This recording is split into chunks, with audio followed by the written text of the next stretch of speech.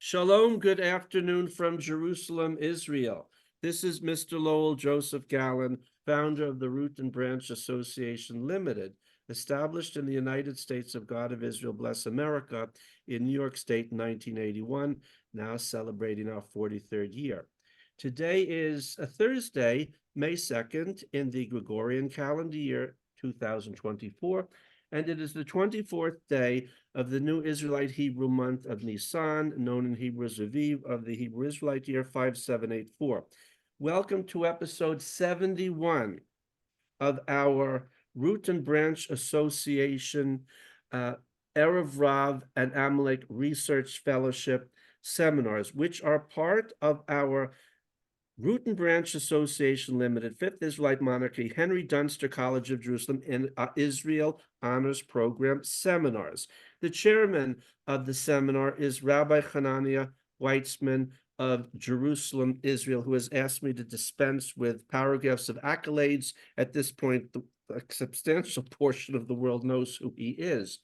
So now let me, before we begin, go to the rainmaking spiel. Please support Rabbi Weissman's work. You can do that. Go to the link below. You can subscribe to his email list for as many essays, buy as many copies possible of his many books. You can subscribe to his Rumble channel, his Telegram channel, and I'm sure there's other ways as well. So please support his work, and please support Lowell's work to build our Root and Branch Association Limited, Henry Dunster College of Jerusalem, Israel, established in January 2024. Henry Dunster was the first president of Harvard College, established in 1636. We are replanting the old Harvard and the New Jerusalem. And in 12 years, in 2036, we will not only celebrate the 400th anniversary of the establishment of Harvard College, which no longer exists, we will celebrate the 12th year of the establishment of the Henry Dunster College of Jerusalem, Israel. Here in Jerusalem, at the Henry Dunster College, we are building our honors program seminars and Hebrew Bible-based broadcasting network to share life-giving traditional Israelite teachings with our fallen worlds, such as this one, and to honor the Godland Torah and people of Israel and all humanity. Please join us as a builder of our seminar honors program and our Hebrew Bible-based broadcasting network. And I thank the small and growing number of people who are doing just that. Please click on the link below. And now, without further ado, let me hand over the mic to Rabbi Weissman. Hananiah, it's all yours. Thank you all. Welcome, everybody. I'm going to call this program, What Are Your Red Lines? Do you even have any red lines? And this is a question that everybody has to ask themselves in a different context. If you are living in Israel, for example, and you are asked to join the IDF, or if you're in the IDF and you're given certain orders that you don't believe are safe for you as a soldier, you believe your life is being put at risk for no reason, or the orders you're given are actually against the best interests of the Jewish people, at what point do you say, I'm willing to suffer the risks of not following the orders?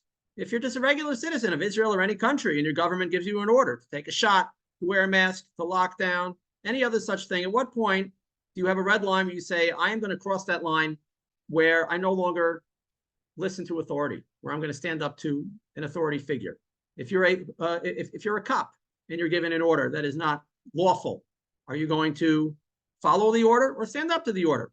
If you're a Jew who lives in exile, at what point is the red line where you say, okay, it's time to go? Everybody has to have a red line. Your red line might not be exactly where my red line is. It's a gray area in terms of red lines. We don't all have to have exactly the same red line, but everybody should have some red line where you say at some point, we've now crossed that line.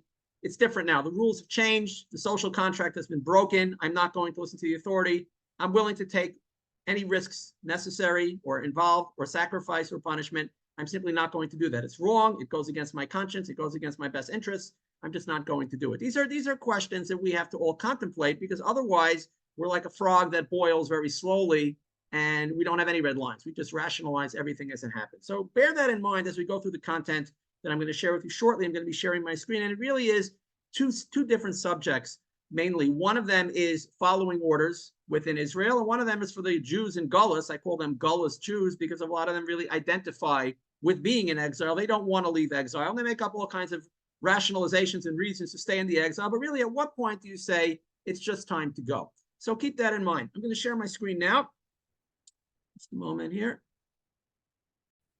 Okay, here we go. What you're looking at now is a letter in Hebrew, which was shared by somebody whose name I will not reveal. You can look it up. You can probably find it if you really, really want to. It's public information. It's on Facebook. It's been viewed many hundreds of times, and it was written by a religious Jewish soldier who fought in Gaza.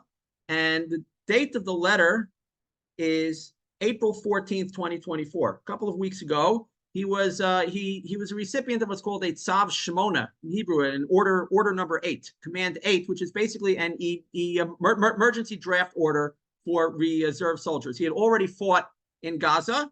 He was sent back home, and now we got another call-up order. And he sent an order. He sent a letter to his superior officer. He left out the details on top, but he sent a letter which he then shared publicly on Facebook. The response was overwhelmingly positive to the letter. I'm not going to read the whole thing. I'll read certain parts of it, and I'll give you some summarize the rest of it because there's a lot of material that I want to share today. Basically, what he's saying is he's not going back. He does not want to go back to Gaza. He's a conscientious objector. We'll see why momentarily, not for the reasons of the leftists that will say, oh, because we're committing genocide, whatever, but for truly valid reasons. He doesn't want to go back. He outlined it very clearly and politely in his letter. And again, the response on Facebook was overwhelmingly positive. This is a Hebrew language letter directed at a Hebrew-speaking audience. So he's speaking to the regular Israeli on the street, and pretty much everybody was cheering him on and saying that he's doing the right thing. Now, I reached out to him. I actually invited him to be a guest on this program. First, he said he doesn't speak English so well. I said I could get a translator. I understand Hebrew. We could work it out. And he politely declined to be interviewed. Most likely because the audience that watches my program is not so parallel to his target audience, which is, again, the Hebrew-speaking public. He's really speaking to people inside of Israel, the native Israelis. That's his target audience. And even though it's public information, out of respect for him, I'm not sharing his name. I'm not going to give any personal details about him because it's not really relevant. It would have been a very interesting conversation to have with him. I had some questions that I asked him also privately, which he did not answer. I said, in lieu of being interviewed, could you at least answer these questions so I could share with my audience? He did not answer them. One of them was, what was the response of the IDF? Have you been punished in any way? Are you willing to be punished? It's questions like that.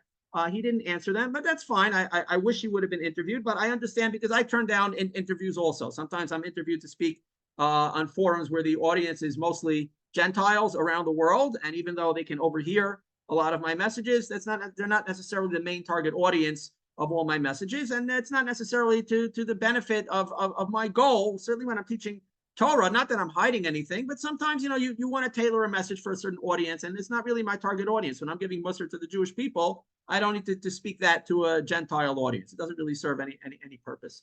So I understand sort of where he's coming from, but I will share his letter without sharing his name.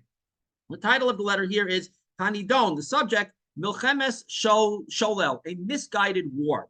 And he writes over here that it's very difficult for him. He has mixed feelings in writing this letter, that he just got this call-up notice. And he explains that when he and his fellow soldiers went to start this war in Gaza, at first, they thought their goals were the same as the goals of the people giving them the orders, which is basically to utterly vanquish the enemy, to defeat the enemy, to take vengeance for what had happened on October 7th. But as the months have gone by from the time that they left the Gaza Strip, so he now understands that there's a big difference between the goals of the soldiers, which is actually to win the war, to have a victory, and those of the people who are actually leading the war. And he writes that in place of victory over a very cruel enemy, that we see how Israel is actually assisting the enemy with truckloads of food and supplies to the people who hate us. And in fact, in place of conquering land, and that is being conquered with the blood of our fellows, of our brothers, he and his fellow soldiers are witness to the astonishing sight of the commanding officers, the people who are running the war, returning the population of Gaza to the very land and homes that the Jews conquered with their own blood. And he sees, worst of all, he sees with great pain how the army is choosing the interests of foreign people, specifically singles out the USA, over the interests of the Jewish people. They're endangering the lives of the soldiers to not harm the population of the enemy, and they're even getting rid of officers, mighty officers, warriors, for the sake of foreign interests. I mean, we're talking about there are some good officers, good soldiers, and those people are sort of obstacles to the foreign interests, so the army is getting rid of them. So he says that because of this, he's a conscientious objector to what he writes, again, in bold letters, a misguided war. And he emphasizes emphasizes that he's not doing this out of cowardice, as is proven from the fact that he already fought in Gaza and he's willing to risk his life anytime for the sake of the Jewish people for an actual victory, but not for a misguided war. Okay, that's the essence of his letter. And then he requests at the end that rather than being sent back to Gaza, he would like to join one of the local security forces that guarded the key Butsim in the south on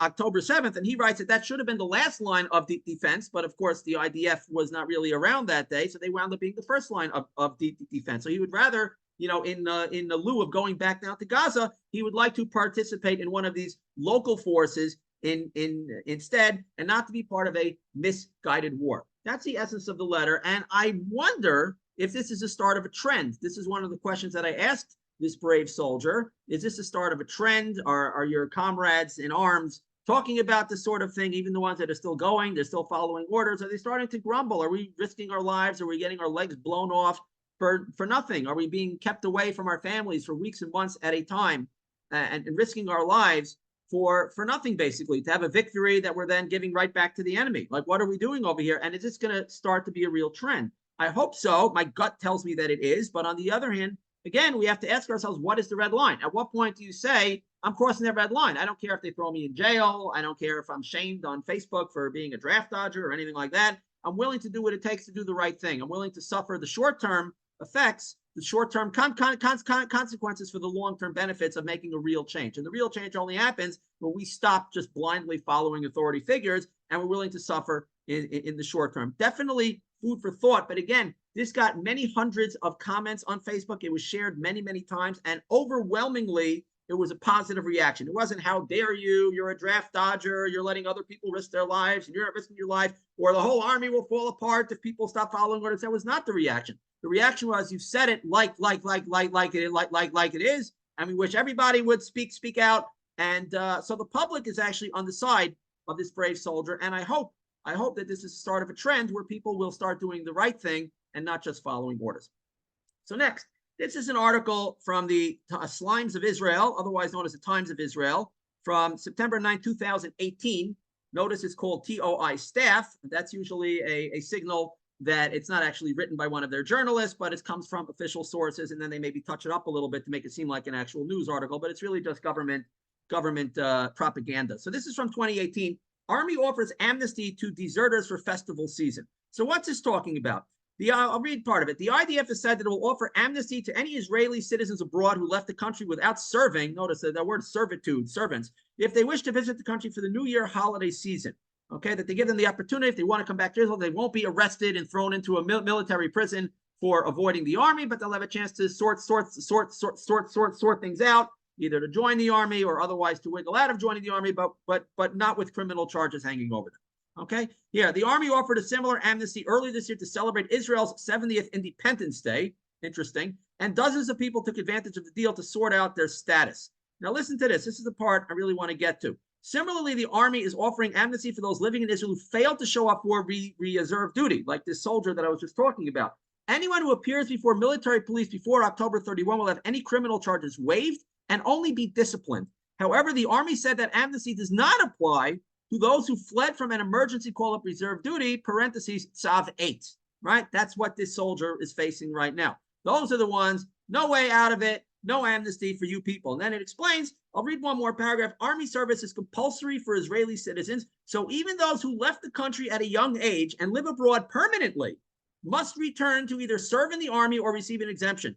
Those who do not are often afraid to return for a visit due to the risk of being arrested by military police. Tell me that we are not slaves, okay? If you leave Israel as a small child and you live abroad permanently, and then you turn 18, you must return to Israel to be given orders by people who are heretics and don't necessarily have your best interests in mind, and frankly, you're not even living in their country and may have no intention of ever living in their country again, but you happen to be a citizen, you're obligated to go back to fight in their wars, follow their orders, or be given an exemption. And if you don't, and you dare set foot in Israel again, you may be arrested and thrown into a military dungeon. This is not the way things are supposed to be. Certainly not according to the Torah. Okay, but this is what soldiers are facing, and it's immense pressure where you have to either be criminalized, flee the country, be a criminal, be afraid to set foot in Israel, or go into Gaza, risk having your legs blown off to conquer something that you're not really going to keep. You're going to give back to the enemy anyway, while you watch Israel sending truckloads of food to your enemies while Jewish people in Israel can't buy groceries. It's very, very interesting what people are willing to tolerate. Okay, so here, this is an article from Mishpacha Propaganda Family Weekly. Very good stuff here you find sometimes. A miracle happened here. This is from December 26th, and it talks about the miracles in the South. Unfortunately, there were a lot of terrible tragedies happen there, but within the tragedies, there were silver linings. It could have been many, many times worth. Hashem was with us that day in the midst of the tragedies. We did not merit a full protection from Hashem, but we got a lot of miracles that day. So they write about for 8 straight hours in Simchas Torah morning, Kibbutz Alumim's emergency response team. This is one of those things that the soldier wants to join. Fought off dozens of terrorists. They show a picture here of the emergency response team. Okay, now I don't mean to put these people down. These people are heroes. They fought like warriors. They slaughtered a lot of our enemies, and they were actually injured in the battle. Thank God none of these people were killed. So I'm not saying anything negative about them, even though it may seem that way. But look at this picture. Okay, you got the guy in the middle who's heavy set. These are older people, middle-aged or older, not really in the best of shape. And they were going up against dozens of terrorists, well-trained, much better armed. Okay, and this is the people that were left to fight. Okay, very interesting, and you'll see why I'm bringing this to your attention. Okay, you'll see why I'm bringing this to your attention. So they go over here and they describe how they were abandoned, and they interview these 3 soldiers. What a beautiful place is. Just scrolling through the article, and it talks about here. Listen to this. The Kitat Konanut, or the Emergency Response Squad, served as the earthly emissary of divine salvation for Kibbutz Alumim. These emergency squads have been around since the early days of the state, Zevik explains. He was one of the participants in the squad. Today, some of the squads, primarily in Yehuda and Shomron, otherwise known as Judea and Samaria, are manned by police, while in the border towns in the north and south, they are usually under the command of the IDF. That's the way it was in Alumim. We had an IDF supervisor, and it was the IDF who set in place our protocol. So these were not completely independent. These were local residents of the town, but they were under the command of the IDF. The IDF set the protocol for them. See why this is important. But part of that reality is that in recent years, the IDF grew to view emergency squads more of a burden than an asset. Again, on October 7th, the IDF was AWOL, and the emergency squads, these local middle-aged people, not necessarily in the best of shape and not heavily armed, they were the only line of defense for hours on end. The IDF grew to view emergency squads more of a burden than an asset. I ask you, in light of what happened, who was the burden and who was the asset? The weapons provided to them were outdated, less professional, and there was some talk of completely taking the squads out of service. Some of the disputes between the Kitot Konanut and their IDF superiors revolved around where the weapons should be stored. Logically, it would make sense for the team members to keep their arms close by, right? However, due to a spate of weapons thefts in recent years, hold that thought, the IDF preferred to store the weapons on nearby army bases. In other words, you'll have local security teams that the IDF really doesn't want, considers to be a burden, giving them outdated weapons. And now the IDF says, you know what, we have a better idea. We'll keep the weapons with us. So if anything happens, you give us a call, drive over to the army base and pick up your weapons and then go back and use those weapons, right? Because, it's dangerous for you to have weapons. The residents, in contrast, pleaded that the weapons stay within easy reach. Can't imagine why. The compromise came in the form of an armory, a weapons storage room located in the center of the kibbutz or town, with the key is in the possession, not really great writing here, with the key is in the possession of the Rav Shatz, an acronym for Rakaz Bitachon Shotef Tzva'i, the local IDF security coordinator. Okay, so there's one guy who would have the key to the armory. In case of a terror attack, the Rav Shatz would unlock the armory, and all the squad members were to quickly grab arms and get to work defending their community. So now imagine, okay, there's a fire burning down the town. All the water hoses and fire extinguishers are in one locked part of the town. One person has the key there. And if there's a big inferno suddenly going up, go find this guy, get the key, run there, get the fire hoses, then go back and put out the fire. Makes a lot of sense. That sounds like a brilliant idea, right?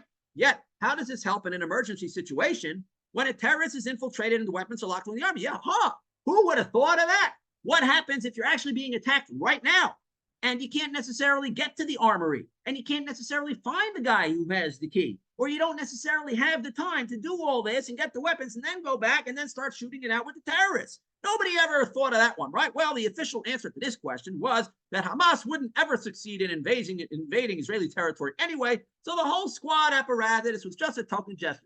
Whatever, don't worry. You're not going to need those weapons anyway. Never going to happen. Unfortunately, October 7th proved that assumption dead wrong. Read a little bit more here. In Kfar Aza and Be'eri, the vaunted Rav Shatz with his vital ring of keys was the first to be killed.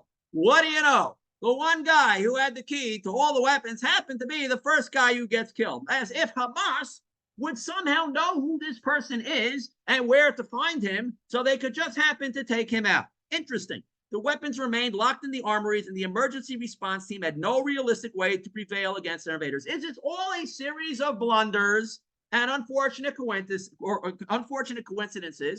can we speculate that maybe this was deliberate? Maybe this was deliberate. Okay? Unbelievable. It goes on and talks more about the betrayal, and you see these people were fortunate enough that they were able to get their weapons in time, and it talks about later on here's the miracle. During those moments when they had just about left their houses, the squad members experienced what they can only describe as a miracle. There are two ways to enter Kibbutz Alumim: the electric gate in front, which was closed due to Shabbos, and a back entrance near the agricultural structures, which was padlocked. Once the lock was shot off, the terrorists were in. So the terrorists were forced to go in through the back way. Okay? So then, because they were in the back way, skipping ahead a little, the fact that the terrorists focused on the main entrance gave the emergency squad those critical moments. They tried to get in, they couldn't get in, they had to go all the way around. So it bought them a little time when they knew that there was trouble, bought them the critical moments, and also the guy with the keys couldn't randomly happen to be the first guy being killed. Gave the emergency squad those critical moments they need to get to the armory and grab heavy weapons, in contrast to what happened on Kibbutz Be'eri and Kfar Aza. Those weapons allowed them to ward off the murderers and keep them from the kibbutz residents. The working assumption of the squad was that the IDF would arrive soon with reinforcements, but instead the squad, again, you saw that picture of the squad, 3 middle-aged guys, a little heavy set with outdated weapons, found themselves alone fighting off wave after wave of terrorists. Additional terror cells got into the kibbutz, but somehow the few fighters of the civil defense squad managed to hold them off. As hour followed after fateful hour, nearly 8 hours in all, no IDF, the members of the security team carrying outdated M16 rifles waged battles against dozens of fighters armed with machine guns, grenades, and rocket-propelled grenades. Some of the squad members were injured during the battle. One of them continued to fight for another 4 hours after taking 3 bullets in his legs before being evacuated. And it goes on about more miracles. Again, I want to show you a picture of these brave people. I'm not making fun of their physical appearance. I'm not in the world's greatest shape either. These are local residents who never imagined that they would have to do this, okay? These are brave heroes. But from the perspective of the traitors, when they look at this picture, what do they see? They see no chance these guys are going to be able to fight off waves and waves of terrorists for 8 hours. They probably won't be able to get their weapons either. They're going to be slaughtered. That was the intention. That was the plan. These people fought very valiantly. Baruch Hashem, God was with them on that day, and they rescued their friends and neighbors. Okay? But this is what's going on. Okay? What was the pretext for taking away their weapons and locking them in an armory that only one person had a key to? Because, well, they were afraid weapons might get stolen from the local residents, right? God forbid the weapon should fall into the hands of the enemy. Better for nobody to have weapons. So, just for fun, I did a Google search. Weapons stolen IDF bases, right? They said the weapons should be held on the IDF bases. That was pre-compromise, right? The weapons will be stored on IDF bases. Okay? 380,000 results on Google. Let's read some of the headlines. The Israeli military reports theft of 26,000 bullets from army bases. About 70,000 bullets, 70 grenades stolen from army base. This is from Turkish news. Weapons thefts, a gaping hole in the Israeli army. More and more weapons are stolen from Israeli military bases every week. IDF must stop its weapons from being stolen. Editorial. Army tank stolen from military base in Israel. I'm sorry, but that's hilarious. That's just hilarious. Hamas uses unexploded Israeli armaments. Unbelievable. Okay, look at this. Military police probing theft of machine gun from IDF base. IDF investigating massive theft of ammunition from base. Now, obviously, some of these are overlaps. It's the same story, but on and on and on. Look at this. Unbelievable. Unbelievable. All the weapons being stolen from the bases. And then for fun, okay, here's the Turkish news. A gaping hole in the Israeli army. Army thefts of massive proportion, arms thefts rather, of massive proportions have been haunting the Israeli military for a long time, raising questions whether the stolen weapons are ending up in the hands of Palestinian resistance groups. This is from Turkish news, which, by the way, I trust more than the Israeli news. Okay, that's the world that we live in. I trust the Arabic news and the Turkish news more than I trust the Israeli news. Okay, but there's no argument. This happened. Okay, weapons have been stolen, massive quantities of weapons, but we can't have a few outdated weapons in the hands of local residents. God forbid they'll get stolen. Right? It's unbelievable. That's from the Turkish news. Here we have from Business Standard. I like the fact that when I scroll down, it says BS Home on top. BS, because that's what the media is, a bunch of BS. What's arming Hamas? This advertisement. What's arming Hamas? Increasingly stolen weapons from Israeli military. Well, isn't that lovely? There we go. Israeli officials have concluded that a significant number of weapons used by Hamas in the October 7th attacks and in the war in Gaza came from an unlikely source, the Israeli military itself. But you and me, in our little local shtetls, we can't have any outdated rifles. God forbid Hamas steals them. Yeah, Hamas isn't going to you and me to steal your little cap gun. They're going to the IDF and driving away in tanks. Okay? Unbelievable. Recent intelligence has shown the extent to which Hamas has been able to build many of its rockets and anti-tank weaponry out of the thousands of munitions that failed to detonate when Israel lobbed them into Gaza, according to experts and Israeli and Western officials.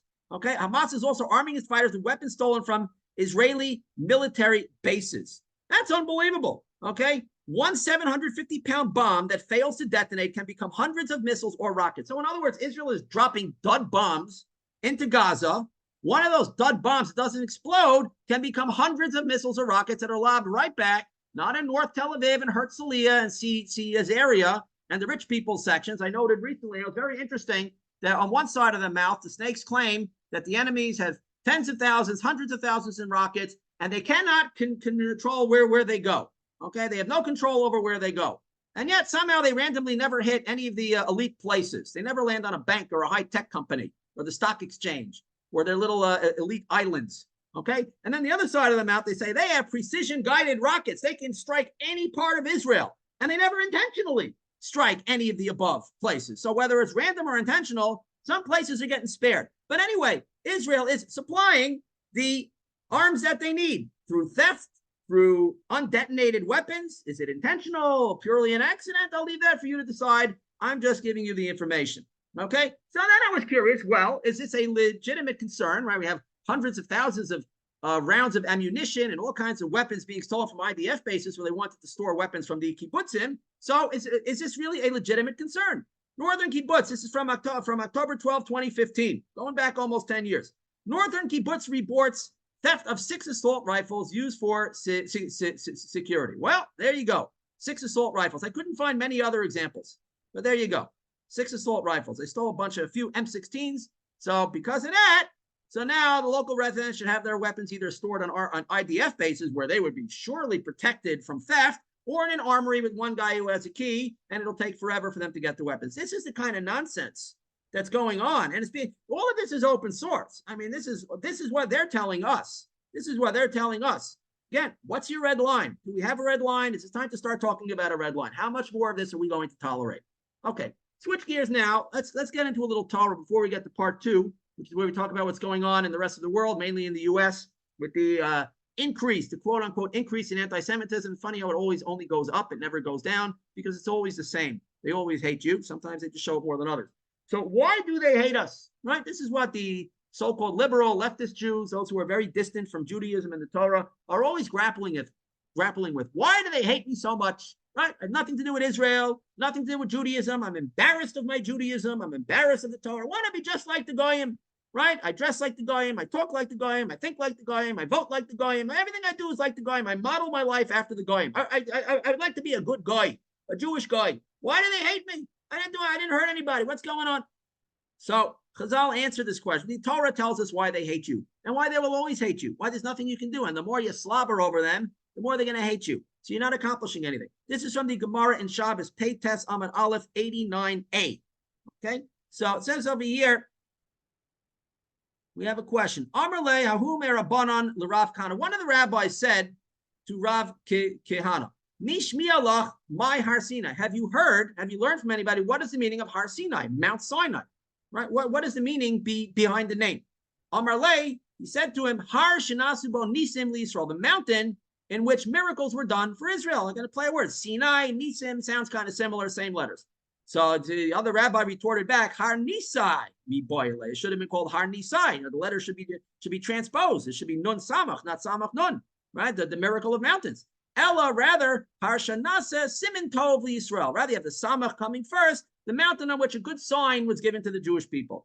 So he says he rejects that too. Har Simonai mi boile. Then the name of the mount should be Har Simonai, the mountain of signs.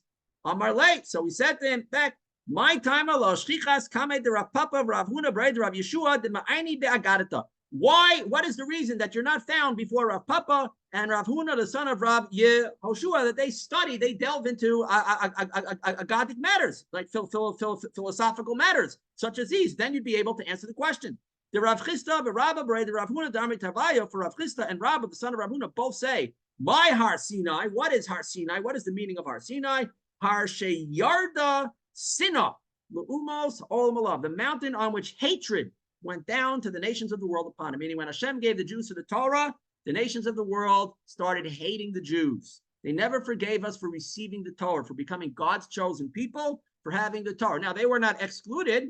They had every opportunity themselves to accept the Torah, because Hashem offered it to all the other nations. They took a look at what was inside. They didn't want anything to do with it. They didn't want all the responsibilities of the Torah. They didn't want 613 mitzvahs. They can't even keep the 7 mitzvahs that God gave them. But nevertheless, they were jealous and they resented the Jews. And if they wanted the mitzvahs, they could have joined the Jewish people. They didn't want to. They didn't want anything to do with the Torah. But nevertheless, it ate inside of them that God gave us the Torah. We are God's chosen people. Whether the Jews keep the Torah or not is irrelevant.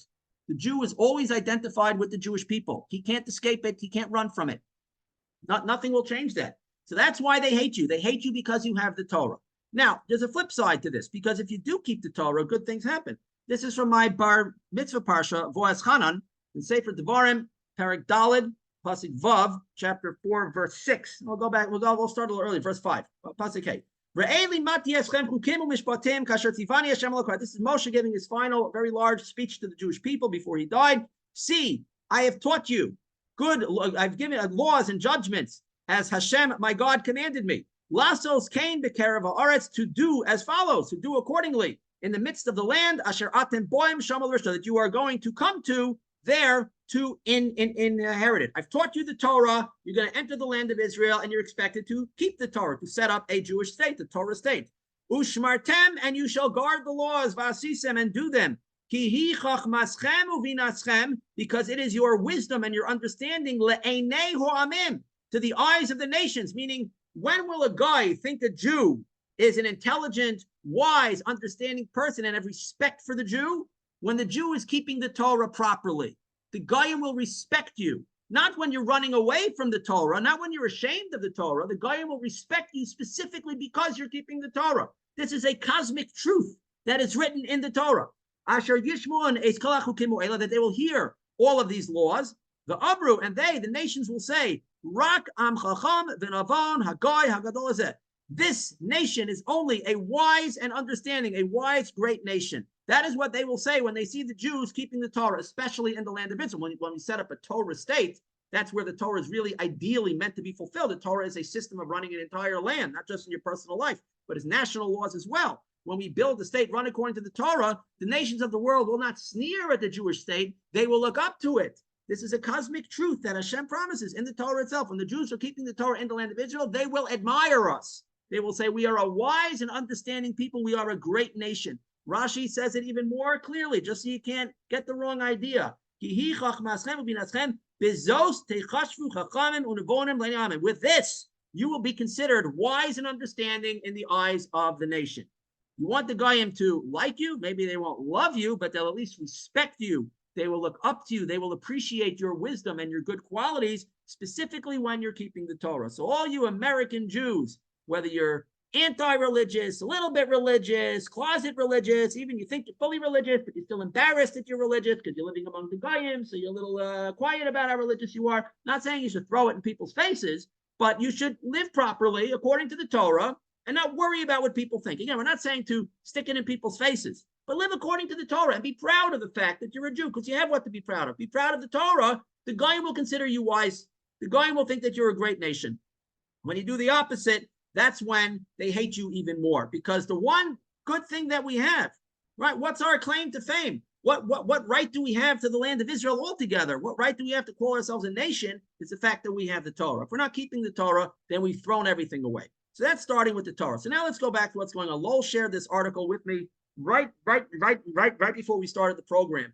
This is from May 1st, just yesterday. House GOP passes controversial bill labeling certain Christian scriptures as, quote, anti-Semitic, sparking fears of criminalizing religious beliefs. Now, your first reaction should be, well, this is very dangerous for the Jewish people, because once Congress is opening up the door to examine religious texts and label some of them in a negative way, which is the first step to outlawing them, well, what will they say about our Torah? Our Torah is racist and sexist and Islamophobic and homophobic and, whatever, right? They'll find all kinds of things in the Torah that they don't like. They can start banning Judaism, right? All these hate crime laws and speech laws that they enact ostensibly to protect the Jewish people and other minorities can always be turned against them. Be very leery of vague laws that can be interpreted in different ways, can be interpreted subjectively, because you think they're there to protect you.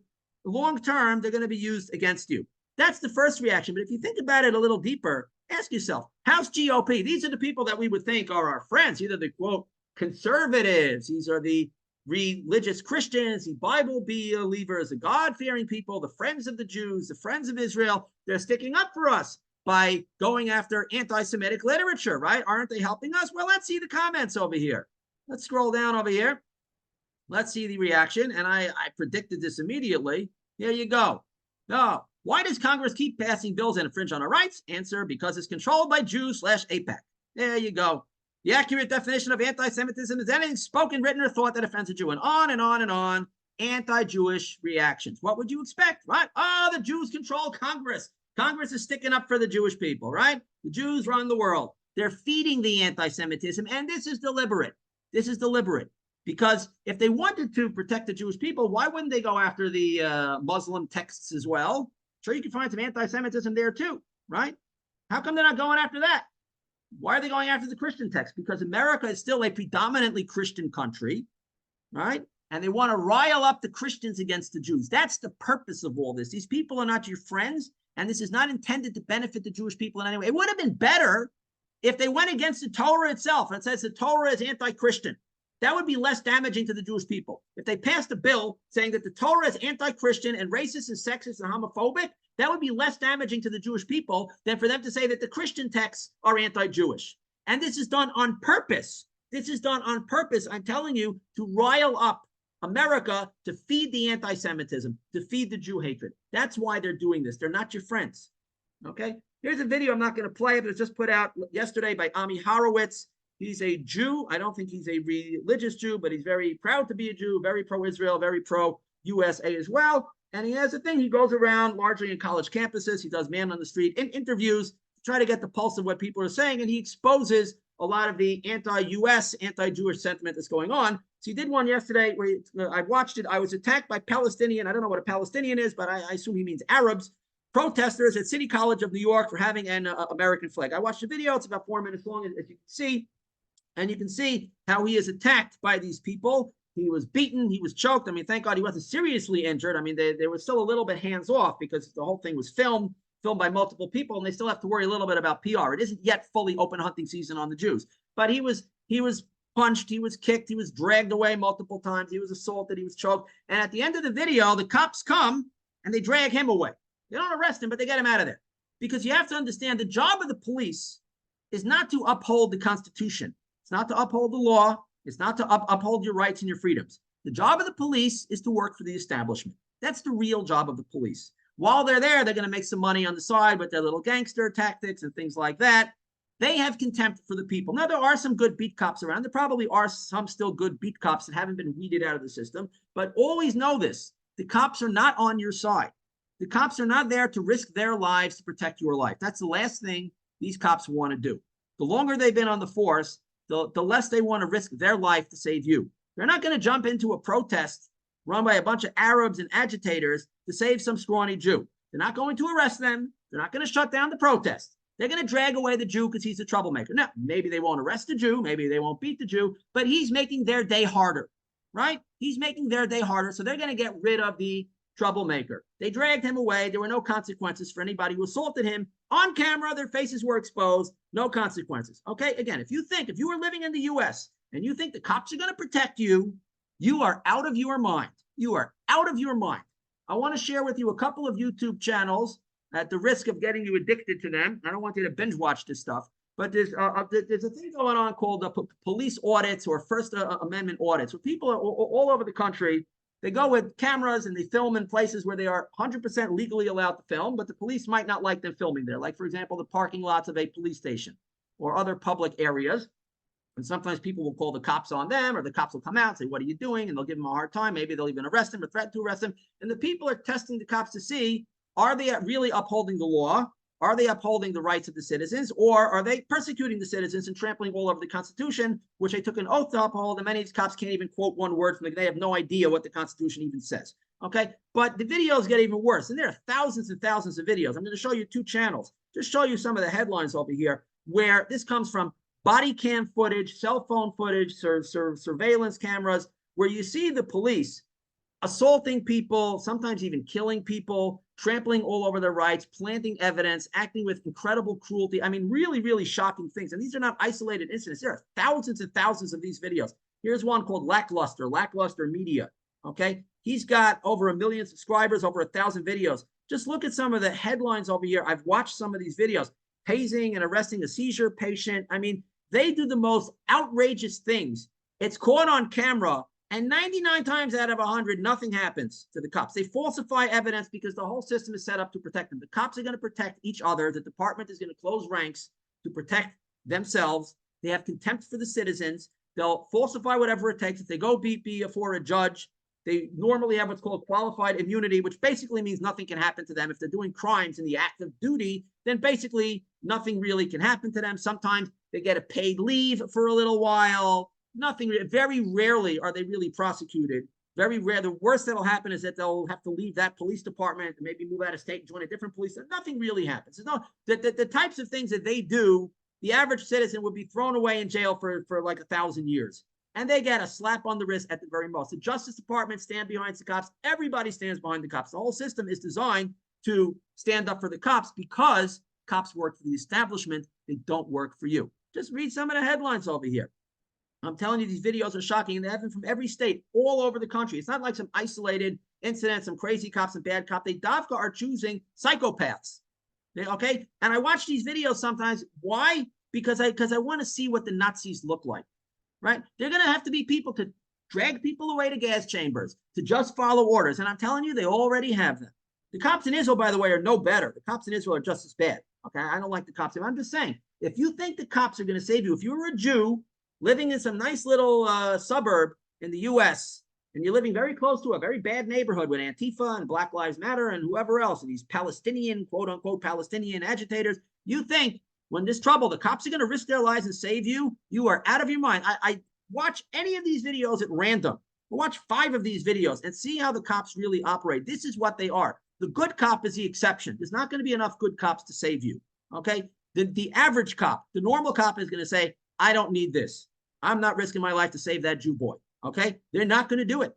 I'm telling you, they're not going to. And some of them will be egging them on. And if the time comes to just follow orders, these people are in place. They will follow orders. Okay? They will do what they're told, and they will enjoy it, because a lot of these people are sadists. There's another channel I want to share with you called Audit the Audit, where this one is somewhat balanced. The Lackluster channel pretty much only shows like really bad cops. This one shows mostly bad cops because that's, you know, the way it is. They show some good ones too. They're fair. They give credit where credit is due.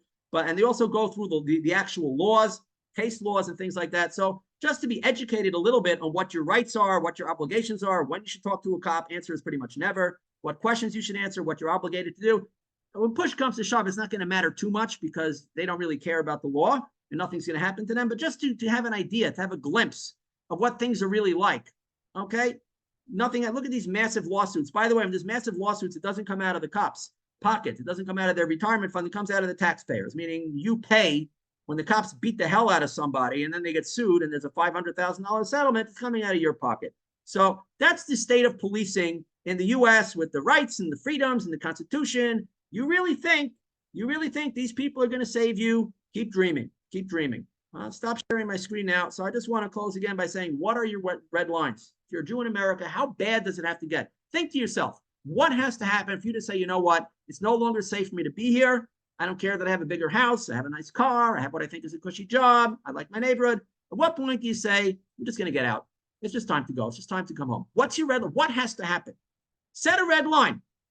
My red line happened a long time ago. I'm not waiting for bad things to happen. I just want to be in Israel.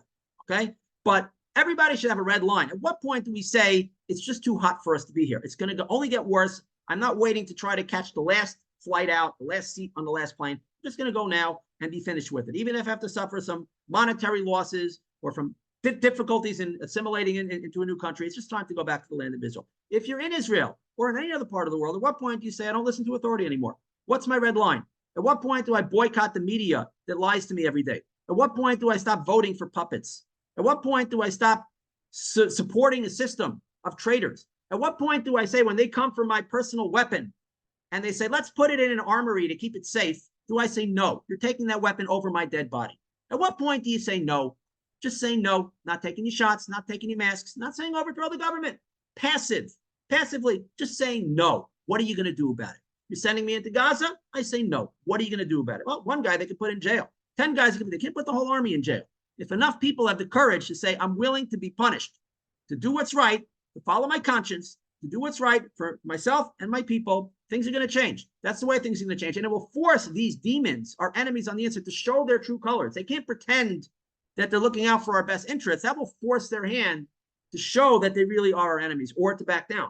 Those are the only two options. But either way, things change for the better. It's better for us to see our enemies for what they really are than to let them be in power, acting as if they're our friends and they're protecting us when everything they're doing is only to harm us. Let me look at the comments very briefly.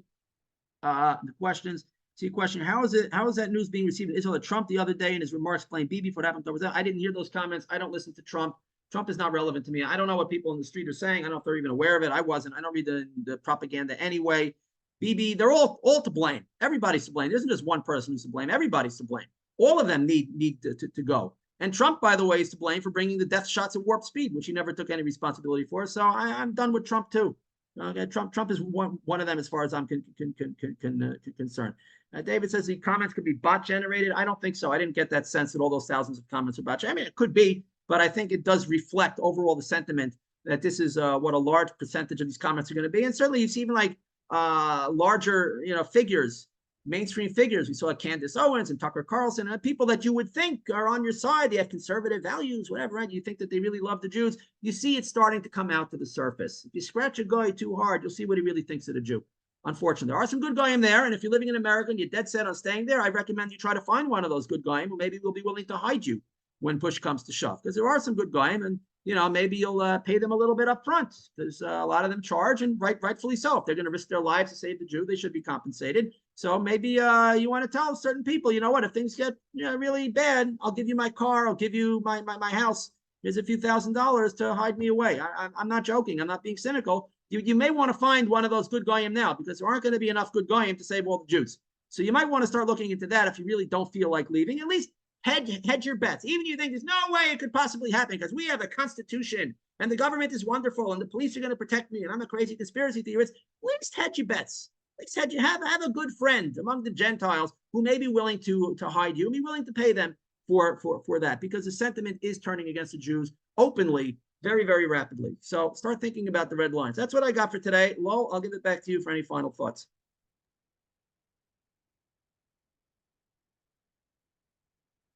We want to thank Rabbi Weissman. We're still recording, and then there'll be time afterwards for questions and comments, not recorded, for another illuminating talk in our monthly Root and Branch Association Erev Rav and Amalek Research Fellowship Seminar. Events are moving very quickly.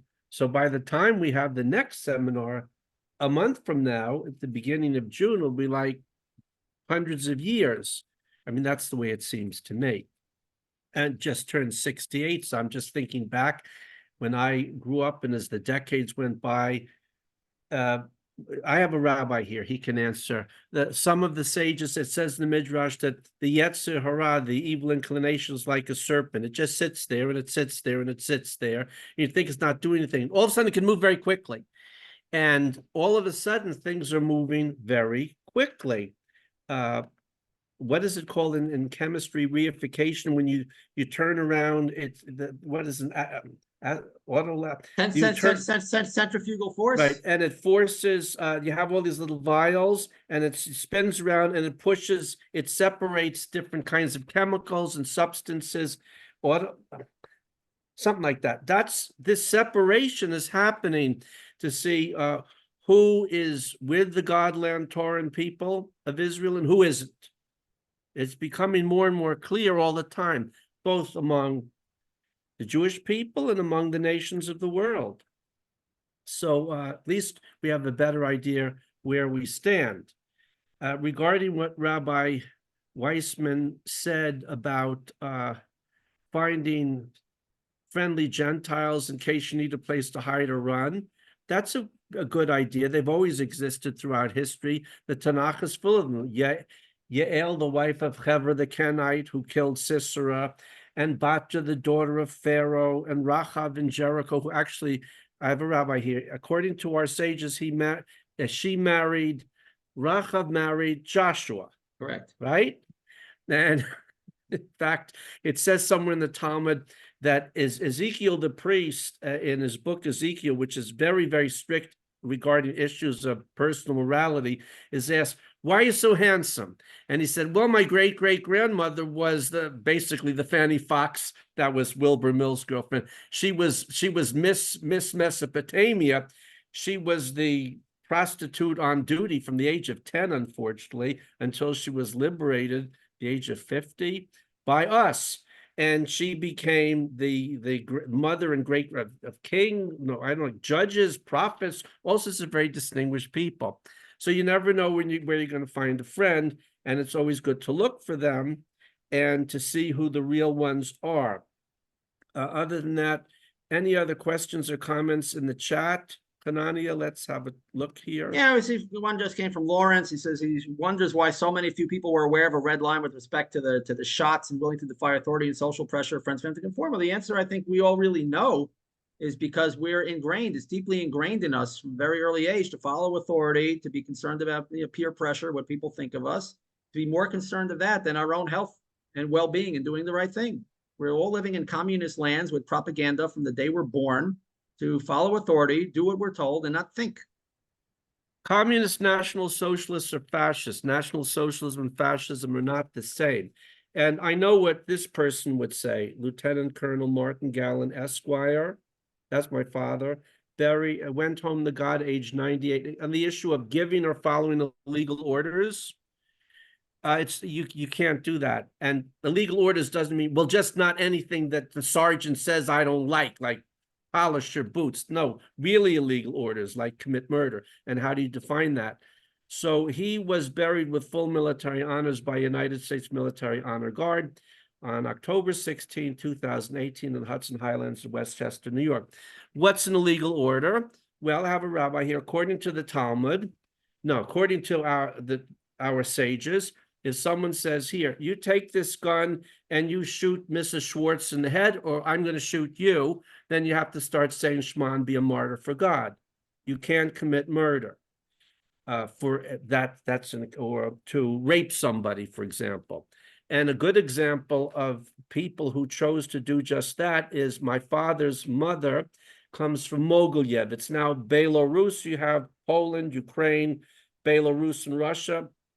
Ethnically and religiously in Belarus and Russia, they're pretty much the same. Russian Orthodox ethnic Russians. So when the Nazis got to, and they moved very quickly, within a few weeks after Operation Barbarossa started on June 21st, 1941, they were halfway to Moscow, and they got to Smolensk, and they conquered Mogilyev and Babruysk. My father's from Babruysk. So they went in Mogilyev, and they took some of the local Jews and local Goyim out to the fields, and they told the local Goyim, these are so-called simple people. No, again, the American Jewish gods are status titles, and they had no pieces of paper on the wall. Could they even read and write? Probably at that point. They probably didn't have professional academics reading. The Germans said, good, now we want you to bury your Jewish neighbors alive. They said, we're not going to do that. And they knew what that meant, which is it's against our moral code to commit murder. And I'm not going to bury my Jewish neighbors alive. Okay, so the Nazis shot them all, and the Nazis buried the Jewish. It didn't save the Jews, but there's a monument in Mogilyev too. There's about 3 or 4 people who said, I'm not going to do that. And they said, well, I was just following orders. You cannot give or obey an illegal order and say, well, like Sergeant Calley in Vietnam in 1965 massacred the villagers and it was exposed. Guess who covered up for him? You don't just have court Jews, you can have court anyone's, a court Haitian, a Jamaican. Colin Powell, his job was to cover up the My Lai massacre. When you work for the big boys, you will take care of you and your family, give you lots of goodies like Faust with the devil, but the price is your soul. Check your soul at the door and you'll do what you're told. Well, let me just jump in with a little story right from the ahead. Talmud. This is a little story. This is from the Gemara in Avodah Zarah in the first chapter. Offhand, I don't know what page it is. I could find it very quickly for those who want to know. It talks about one of the Jewish rabbis and martyrs in the times of the Shmad, when they were killing a lot of the great rabbis for teaching Torah in public. That was a crime back then. So one of them being, I think the one in the story that I'm referencing is Rabbi Hanania ben Trajan, very great Torah scholar who taught Torah publicly in defiance of these orders to large crowds. And he was, of course, executed. What did the Romans do? They wrapped his body in a Torah scroll and lit him on fire. And he died a very slow death. They were pouring water on it to maximize his suffering, to give him as slow as painful as death as possible. The executioner asked this great Torah sage, if I take away the wet sponges that they put on you to hasten your death, will I get a share in the world to come? This was a Gentile. He felt bad for the rabbi. He understood that this was a terrible thing that was happening. He said, if I hasten your death to limit your suffering, will I get a share? Will you promise me a share in the world to come? And he said, yes. And he did so, and he jumped into the flames also. The Gentile hastened the rabbi's death, jumped into the inferno, and died as well. And a voice came out from heaven that this rabbi and the executioner are ready to go. They both have a share in the world to come. So the people in the story that you told that didn't want to bury the Jews alive and they paid with their own lives, they didn't get a bad deal. Hashem took care of them too. You don't have to worry. Those people were very fully compensated for the good deed that they did. We should not sell our souls to anybody for any price. So now let me come back to our own community right here and the soldier who wrote the letter. I'm speaking in the name of my father, and I know exactly what he would say. I also have some idea who are listening to our programs here and abroad. So what I'm going to say is you have a ghetto Judenrat capocracy polizei, like in the Warsaw Ghetto, 10% of whom are lawyers. And they're running the show here for whatever reason, bribery, blackmail, they're left-wing, they're chicken wing, they're, I don't know what, they're Sabbatians, they're Frankists, they're Martians, they're Freemen, it doesn't matter. And this young man is saying, or this older man is saying, I'm not going to go into your butcher shop because you're not fighting a war to win and come back with no legs or no arms, or if I'm fortunate, I get killed quickly. To play your games, I refuse to serve. And saying in the name of my father, you don't go. Mr. Netanyahu, that's not his real name, it's from Poland, Milovovich or something, and Mr. Gantz, and the admiral, and all these phony con men who should be immediately dismissed, arrested, and put on trial for, at best, incompetency. At best, they're incompetent. Worse, they're incriminated. They have to go. And they are very afraid of non-compliance. And they're used to Jews where the culturally conditioned endless passivity, especially of the Israeli Jews, is it doesn't matter what, we'll do whatever you say, and say, no, you want to do that? You want to play? You and Anthony Blinken, is Biden's court you over there, the make-believe Secretary of State, or the make-believe president, or the stolen election, whatever we think of Trump or Biden was stolen. This is generally understood now in America. We're not going. They're afraid of that. They're terribly afraid of that. And it's about time. I know what my father would say. If they're not fighting a war to win, you're not going to be their cannon fodder. I just had our monthly Armed Forces Fellowship seminar. I had to give the talk myself on restoring the military doctrine of David, King of Israel. And what is that? I have a rabbi who can tell me I get it wrong. Bible-based blitzkrieg. You fight to win, to get it over as quickly as possible, and to minimize the injury or death of your own soldiers. That comes first before so-called civilians, non-combatants, I put that in quotation marks, of the enemy. That comes first. That's the way wars were fought. Saul's problem was he actually won most of his battles, but he didn't finish the battle with Amalek. So he was dismissed and David became king. But in general, if you look at the books of Judges and Kings, I have a program now. I'm in the middle of a program. Thank you. Okay, you got the shoes. Good. So they fought to win. Now, sometimes it may be a strategy which doesn't apply in a small country like Israel, a war of attrition against the enemy. That can be a strategy. Whether one likes Russia or not, this is the strategy that's been used for 2 years by Russia with Ukraine. Ukraine could have been gone in 2 days if they wanted to. They say, okay, let's wear them down. And they have done that very effectively while minimizing, not like in World War II, where they just threw masses of their own troops into terrible carnage. No, they're trying to minimize their own military casualties and wear down the Ukrainians. That's been very effective. The real numbers are about 500,000 Ukrainian, mostly men, also some women dead. Those are real numbers. If anyone doesn't think we're in World War III, 500,000 dead in 2 years, let me give you a comparison.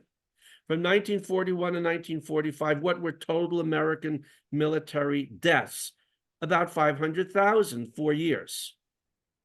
The British, 200,000. The Germans, millions. The Soviets, much more than that. So we are in World War III. So yes, we have to wrap up, right? So wait, there is a question from Cynthia. You want to deal with that now, Hanani, or after the recorded section? She just gave some comments. I didn't see a question there. She was really responding to As a hand raise from Cynthia. Oh, I'm sorry, I didn't see that. Okay, yes. Could you put it in the chat because we're still on the recorded? Could you type your question if you have one?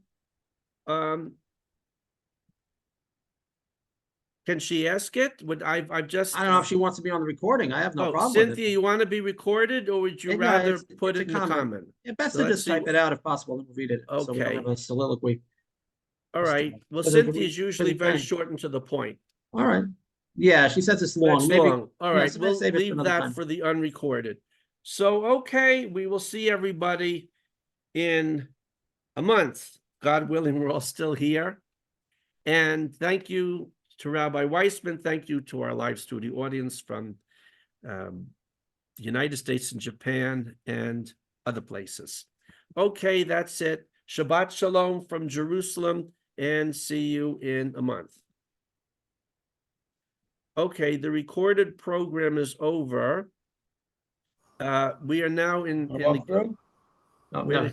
lost him. I'm good. No, I'm here. I'm here. All right. Any other questions or comments for Hanani? Everybody, Well, you didn't stop your recording.